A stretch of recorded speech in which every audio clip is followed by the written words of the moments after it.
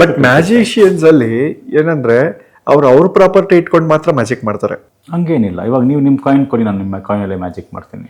ಇವಾಗ ಏನು ಪ್ರಾಬ್ಲಮ್ ಆಗುತ್ತೆ ಅಂದರೆ, ಇವಾಗ ನೀವು ನನಗೆ ಬೇಕಾಗಿರೋ ಪ್ರಾಪರ್ಟೀಸ್ ನಿಮ್ಮ ಹತ್ರ ಇರೋದಿಲ್ಲ.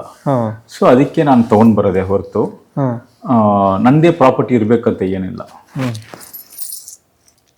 ತೊಗೊಳ್ಳಿ, 3 5 ರೂಪೀಸ್ ಕಾಯಿನ್ ಇದೆ, ಏನಾದ್ರು ಟ್ರೈ ಮಾಡ್ಬೋದಾ?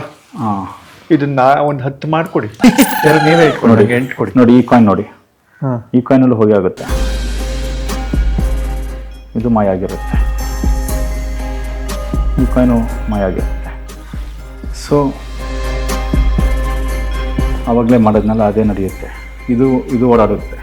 ಇವಾಗ ಏನಂದರೆ, ಇವಾಗ ಎಲ್ಲ card, debit card, credit card ಅಂದರೆ ಯಾರು ದುಡ್ಡು ತೊಗೊಂಡು ಬರಲ್ಲ, ಅದಕ್ಕೆ ನಾನೇ ನನ್ನ ದುಡ್ಡು ತೊಗೊಂಡು ಬರೋದು ಅಷ್ಟೇ, ಬೇರೆ ಏನಿಲ್ಲ. ಸೊ ಅದೇ ಥರ ಇದು ಕಾಯಿನ್ಸ್ಗಳು ಬಂದ್ಬಿಟ್ಟು it's a very beautiful thing. ತಿನ್ಬೋದು ಅದನ್ನು,